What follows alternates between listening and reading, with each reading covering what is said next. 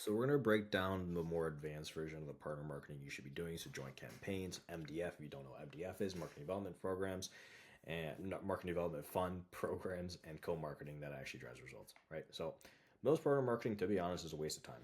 And I'll explain why later down the line. But companies spend a huge amount of money on short webinars that generate 12 leads. They allocate 100K in marketing development funds and get zero measurable ROI. They launch co-marketing campaigns that confuse customers instead of converting them. I've audited tons of partner marketing programs where program companies spend 500K annually and can point to a single deal that came from partner marketing. So the thing is, like, when it works, it's really, really powerful. And I'll show you how it kind of runs through. So this is a company that, I'll give you an example, learned the hard way. They had 20 partners, allocated 200K in MDF, launched 15 different joint campaigns. The result, 200 total leads, right? Cost per lead, $1,000. Conversion rate, 3%. 6 deals. Total revenue, 180K. They spent more on the partner marketing than what they generated. And the reason why it went wrong is that they treated partner marketing like internal marketing. Same tactics, same messaging, same channels. It's completely different audiences, different motivations, and different success metrics. And so once we rebuilt it, it became so much better. And so the frameworks that I really want people to understand, and I keep on emphasizing in my content, is treat your partners like customers, right? And when you treat them like customers and you talk to their end customers, you have to talk to the customers' end outcome and the partner's end outcome. So two partners, for example, you want to grow your partner base, right? This might be more an advanced kind of a thing if you have a bigger partner program, if you have more resources to do it. Partner recruitment campaigns, partner program awareness, partner enablement content, success stories, and case studies. When you're marketing through partners, leveraging partner channels, so partner delivered campaigns, audience access, credibility transfer, and channel specific messaging. And the joint market presence, which you'll tend to see most, is co-branded campaigns, joint events, webinars, shared content creation, unified value prop. So most companies only do one. The successful programs do all three systematically. So I'll break down each, right? You want to recruit more partners, right? Potential partners, not end customers. Why partner with X company? Landing pages. Partner ROI calculators are what is the ROI for them investing time into you. Program comparison guides and success story showcases. Treat them like a customer, right? A customer is not going to buy from you if you don't have a perceived likelihood of them getting a good thing out of your service or solution. Same way with a partner. Why would they want to partner with you if they don't see a possibility of actually finding any benefit or any sort of ROI, aka return on investment, aka making revenue, making money, the salesperson making commission by helping introduce and close deals for you? Awareness portion of it, right? LinkedIn campaigns, starting partner roles, industry conference sponsorships, partner portal SEO optimization, referral partner webinars. And with enablement marketing, training completion campaigns, certification promotions, tool adoption initiatives, performance improvement content. And success metrics, partner application volume, application to sign conversion, partner RAM time, partner engagement scores. Most companies skip this entirely, and they wonder why partner recruitment is actually hard, right? Through partners, the channel leverage. This is where you're using your partners to reach their audience with your message. The challenge is that partners control the channel, right? You don't. Make it incredibly easy for partners to promote you. Most people just make it too difficult. It honestly boggles my mind sometimes.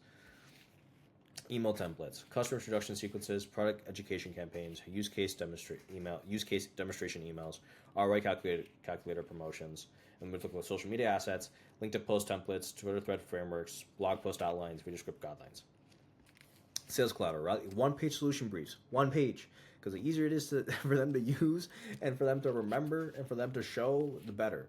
Customer success stories, competitive battle cards, ROI justification tools, presentation desk, customer discovery questions, product demo scripts, objection handling guides, closing conversation frameworks. And one thing I really want to say is most of the time, depending on the partner type, if it's the affiliate type of partner, you can kind of get away with doing just a one simple blanket template. But typically with channel partners, they have their own tailored solutions. So if they're looking for a certain business outcome, it's up to the salespeople if they really want to close the deal. It's either bundling solutions together, right? Or they're going to have to understand based on their use case. So for them, they don't understand what your solution, they might understand. They might not care to understand, right? For you, you are just another vendor in the sea. And the one commodity or value that they have in the marketplace is the trust that they have with the end customer that you're also trying to reach. And the only thing they care about is one, making sure the customer gets his business outcome so they retain their contract and they get that service fee. But two, looking good in front of that customer, right? So you got to make sure it's enabling them to not just push your solution, but help solve that customer outcome.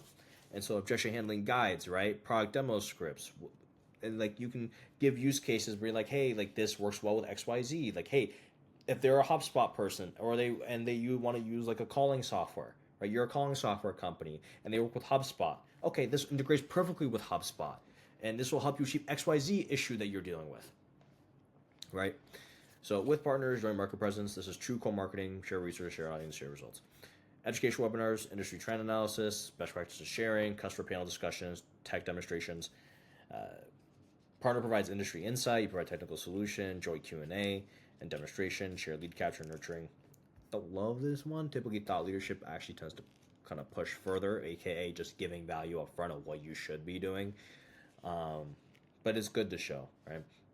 Content collaboration, co-authored white papers, joint research reports, shared customer case studies, cross-promoted blog series, right? This is more so for the top of the funnel, just to get more visibility about the two brands. And as you build your sequences within, you can continually just, kind of nurture people in. Digital campaigns, account-based marketing, coordinated social media, cross-email promotion, shared advertising spending.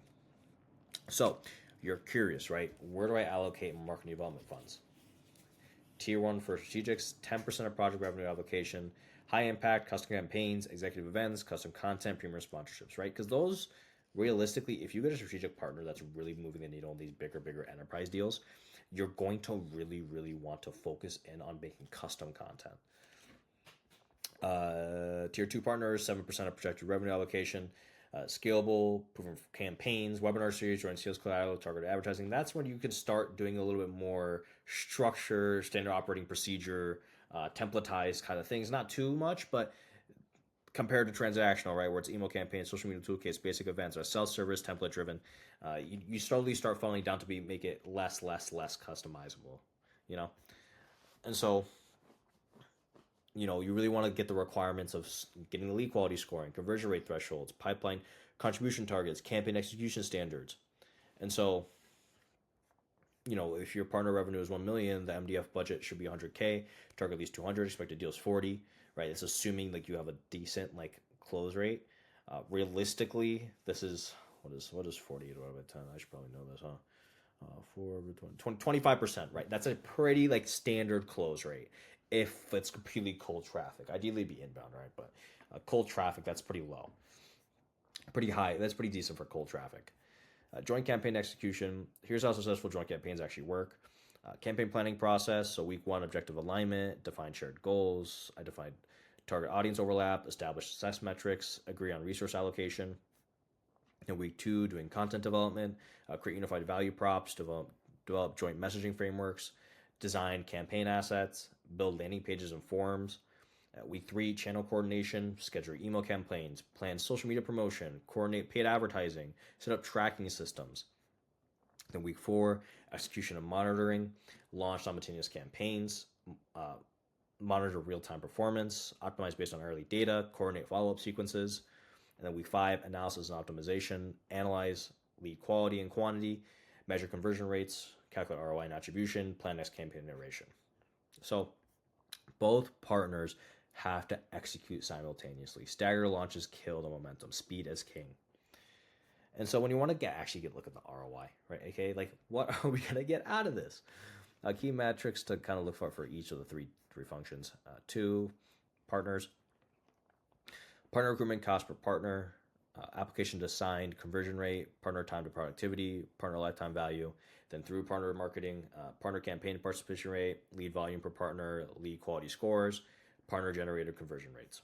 And then with partner marketing, with partners, joint campaign ROI, pipeline attribution, revenue influence, customer acquisition cost.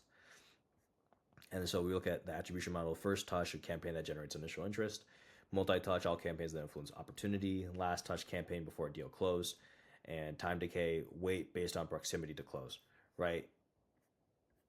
I typically recommend multi-touch attribution for accurate ROI calculations, right? Because sometimes, like, some might be part of the process. Like, this can get very, very sticky, right? Depending on what kind of partners you have or what stage. But yeah, common partner marketing mistakes: same message to different audiences. Use customer rep messaging for partner audiences.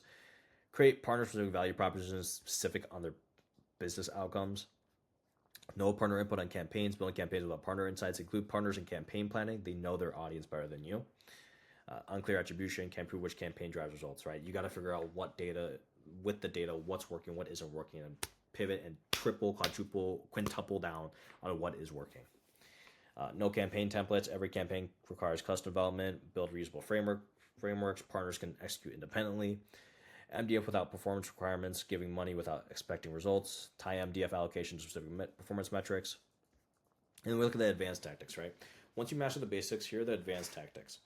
Account-based partner marketing, target specific accounts with coordinated campaigns, multiple touch points across partner vendor channels, personalized content for key decision makers, joint account planning execution, partner ecosystem events, multi-partner conferences, customer success showcases, executive advisory sessions, technology integration demonstrations. Then we look at cross-partner promotion, partners promoting other partners, ecosystem newsletter collaboration, joint partner webinar series, shared resource libraries, and AI-powered optimization, right? This is where we're noticing a lot more traction as predictive partner matching for campaigns, automated content personalization, performance optimization recommendations, lead scoring, and routing. So if you want a roadmap, basically TLDR, how to actually run through things. Month one, foundation. Audit current partner marketing, define to, through, with strategy, right? More often than not, you're going to do really through, especially a lot of people are interested in through. With is more grand. To is mid-tier, where you're trying to create more partners. Through is what I recommend, because you can just do partners through cold email outreach or through content or whatnot. Or if you're a good partner market fit, you'll get a lot more actually inbound. You don't have to worry about that. Implementation, launch first joint webinar, deploy partner recruitment campaign, implement MDF allocation framework, begin performance tracking, then month 3, optimization, analyze campaign performance, right? Optimize based on results, scale successful tactics, develop advanced campaigns, and the reality is partner marketing will take 3 to 6 months to show ROI. So plan accordingly, right? 2 quarters. 2 quarters in the grand scheme is not that much. And if you're building a long-term sustainable business, marketing is meant to be that tofu, top of the funnel, right? But it's helped to drive. And if you consistently work at it for a year, right? Like, think of how many leads in 2 years and 3 years and 4 years, how much business you will grow, because as partner marketing works like this, it'll go like this, exponential curve. So yeah, these are some things that I think people get confused about partner marketing, and what should we do, what should we do, and this is kind of good framework to think about things.